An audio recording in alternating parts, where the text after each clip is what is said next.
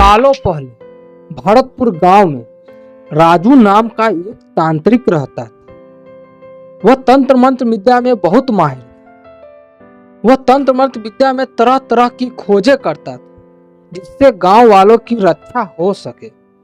वह इस विद्या में बहुत सारे शक्तियों का मालिक बन चुका था।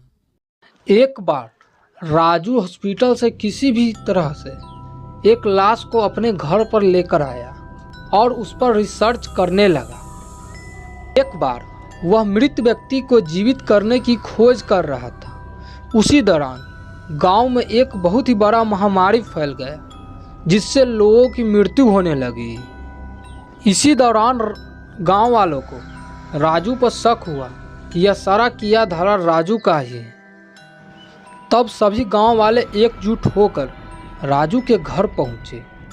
वहां का नज़ारा देखकर सभी गांव वाले अचंभित हो गए क्योंकि राजू उस समय पूजा कर रहा था और उस लड़के के शरीर में प्राण डालने की कोशिश कर रहा था।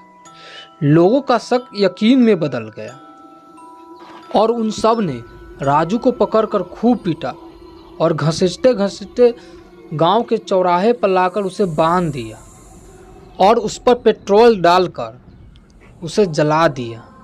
ज्यों-ज्यों राजू का शरीर जलता था उसकी चीखें बहुत तेज निकलती थी जिससे पूरे गांव वाले काफ़ी डर गए थे और सभी ने छोड़ छाड़ कर वहां से भाग गए।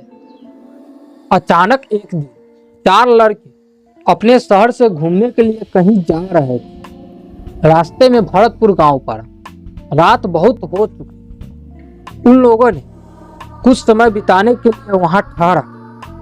उस चौराहे पर बैठे थोड़े ही देर हुए थे उसमें से एक लड़का अजीब हरकतें करने लगा मानो उसे कोई भूत पकड़ लिया।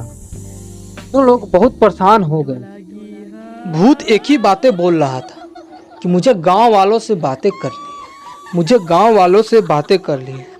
तब उनमें से एक लड़का ने गांव वालों को बुला कर लाया। गांव वालों को देखकर उस भूत की गुस्सा और ज़्यादा बढ़ गए और भूत ने कहा, तुम लोगों ने मेरे साथ बहुत ही नाइंसाफ़ी की है। मैं तो गांव वालों को बचाने की कोशिश कर रहा था पर तुम लोगों ने मेरे बात सुने बिना ही मुझे मार डाला और मैं गांव के किसी भी लोगों को छोड़ूंगा नहीं। यह सुनकर गांव वाले बहुत ही शर्मिंदा हुए। उन्हें अपने किए पर बहुत पछतावा होने लगा और भूत से माफ़ी मांगने लगा। लाख समझाने के बाद भी भूत नहीं माना। फिर भी गांव वाले उनसे माफ़ी मांगते रहे। कुछ समय बीतने के बाद भूत ने उन लोगों को माफ़ कर दिया और वह जगह छोड़कर वहां से चले गए। यह स्टोरी आपको कैसी लगी प्लीज़ कमेंट करके हमें ज़रूर बताएं और हमारे चैनल को सब्सक्राइब करें। धन्यवाद।